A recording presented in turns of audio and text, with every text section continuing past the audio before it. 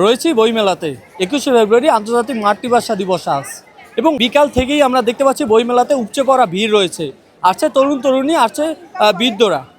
কতটা বই বিক্রি হচ্ছে এবারে বইমেলাতে? আমরাও ছবি তুলছি, কোনো বই কিনি নাই। বেশিরভাগ মানুষও দেখি শুধু ছবি তোলে, কেউ বই কিনে না। কেন?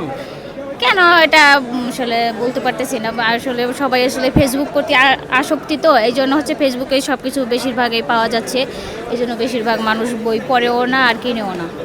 পাঠকের সংখ্যা বা বই কেনার সংখ্যা কিন্তু একদমই কম আর কি।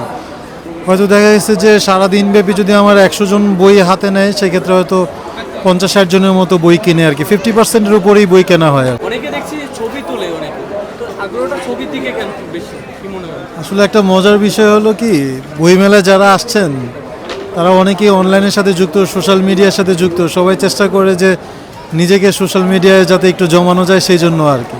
সকাল থেকে তো উপচে পড়া ভিড় বইমেলাতে, কেমন আগ্রহ দেখছেন?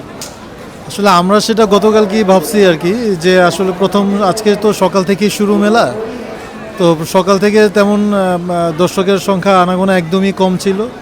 আমরা ধরে নিয়েছিলাম যে হয়তো বিকাল দিকে মানুষ প্রবেশ করবে মেলায়, তো এখন সেটাই দেখা যাচ্ছে। এখন মানুষ বেশ ঢুকতেছে, দেখা যাক এবার হয়তো সন্ধ্যা পর্যন্ত বা রাত ক্লোজিং পর্যন্ত হয়তো একটা ভালো বিক্রয় হবে, এটা আশা করছি আর কি। মানুষ আসলে বইয়ের দিক থেকে আগ্রহ হারাই ফেলছে। এখন বিভিন্ন ধরেন যে আন্দোলন হচ্ছে, মানুষ ওই দিকেই রিলেটেড হয়ে যাচ্ছে। বই পড়বে, একটু অবসর সময়ে নিজের একটু জ্ঞানকে বৃদ্ধি করবে, এই দিক আসলে হচ্ছে না। কেন আগ্রহ হারাচ্ছে? যে বিভিন্ন ধরনের দেশ রিলেটেড আন্দোলন করছে, দেশের একটার পর একটা হচ্ছে, মানে দেশকে ভালো করতে হবে। বা অনেকে আবার কি হয় যে নিজের একটা বয়স পর্যন্ত বই পড়ে মানুষ, যে পড়াশোনা অবস্থায় যখন জবের দিকে যায় তখন আবার জব রিলেটেড হয়ে যায়, বই পড়ার সময় পায় না। তো জেনারেশন চেঞ্জ হচ্ছে। বই কেনা হয়েছে কিনা? জি জি কিনেছি। কি কি বই কিনলেন?